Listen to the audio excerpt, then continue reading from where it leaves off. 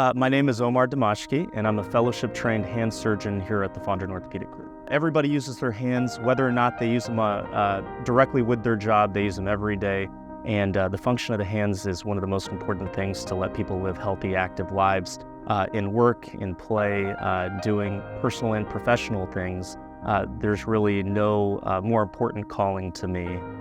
The three most common complaints or injuries that we see on a daily basis would be fractures. That would be broken bones, usually from falls or car accidents, things like that. Another would be complaints of numbness and tingling, which oftentimes can indicate something like carpal tunnel syndrome. And then lastly, pain.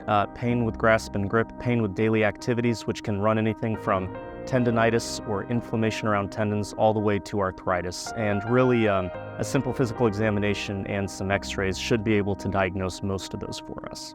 What I would want a new patient to know about me is that ultimately at the end of the day, helping the patient feel better and reach their full potential for whatever their complaint is that brought them into the office today is my first and utmost priority, and that it's a one-on-one physician-patient relationship, and I want them to feel like they're a member of my own family, that I care enough about them to help them reach their goals, that I'll do anything within my power to help them improve.